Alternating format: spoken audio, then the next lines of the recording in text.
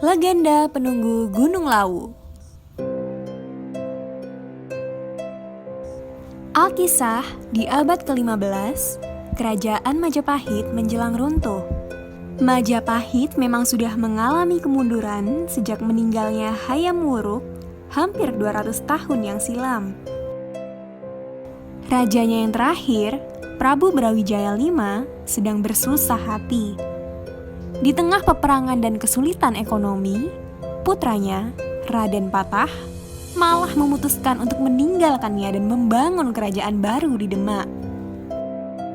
Raden Patah adalah putranya dari Dara Petak, seorang putri dari daratan Tiongkok. Tidak ingin mengikuti jejak ayahnya, ia memilih untuk memeluk agama Islam sesuai dengan semangat pembaruan di zaman itu. Suatu malam, Sang Prabu bermeditasi untuk mencari jalan keluar dari permasalahannya ini. Dalam meditasinya, ia mendapat wangsit kalau cahaya Majapahit akan meredup dan Demak bersinar. Menerima nasib, ia pun memutuskan untuk menghabiskan sisa hidupnya sebagai seorang petapa di Gunung Lawu. Dua pengikutnya yang setia, Dipa Menggala dan Wangsa Menggala, menyertainya naik gunung.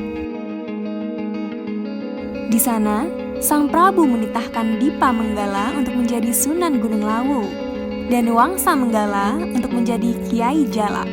Sejak saat itu, ia pun pamit dan menghilang. Sepeninggal Sang Prabu, Gunung Lawu selalu diliputi misteri hingga saat ini. Banyak kisah mistis yang diceritakan oleh para pendaki gunung yang kembali dari pendakiannya. Salah satunya adalah seekor burung jalak penunggu Gunung Lawu. Ia sebenarnya adalah jelmaan Kiai Jalak yang masih setia menjalankan amanat Sang Prabu selama ratusan tahun. Burung ini akan menemani sang pendaki hingga selamat tiba di puncak. Namun, jika sang pendaki tidak berhati bersih, burung ini dapat membawa musibah atau menyebabkan tersesat. Selain itu, ada juga macan gaib yang kemunculannya kerap diiringi oleh penemuan mayat pendaki yang sudah lama menghilang. Seorang pendaki yang memilih jalur Candi Ceto dan melewati padang rumput bulak peperangan mungkin akan mendengar suara peperangan jika melewatinya di malam hari. Setelah melewatinya dengan selamat, ia akan tiba di Pasar Setan. Di tempat ini, konon akan terdengar bising suara orang tawar-menawar seperti layaknya di pasar. Padahal dari mulai pendakian, ia selalu sendirian. Jika terdengar pertanyaan, mau beli apa? Sang pendaki disarankan untuk membuang salah satu barang yang dibawanya. Ini dilakukan agar ia dianggap sudah melakukan pertukaran dan dipersilahkan untuk lewat tanpa diganggu.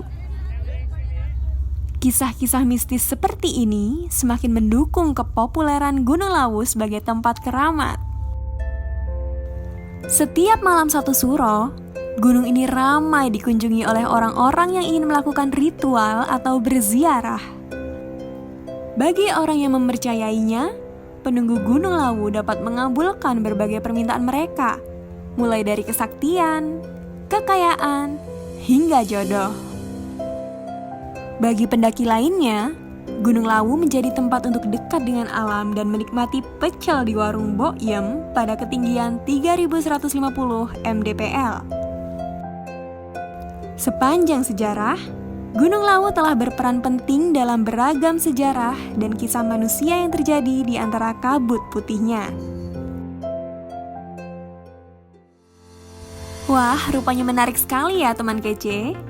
Sekarang Kak Rizka mau kasih pertanyaan. Kita coba jawab pertanyaannya yuk. Pertanyaan 1. Siapakah Bokyem dalam cerita tersebut? Pertanyaan 2. Siapa kira-kira yang terdengar sedang tawar-menawar di Pasar Setan? Pertanyaan 3. Apa arti cahaya Majapahit akan meredup dan Demak bersinar dalam cerita? Kalau kamu nyimak ceritanya dengan baik, pasti bisa jawab ketiga pertanyaan tersebut. Tulis jawabanmu di kolom komentar ya.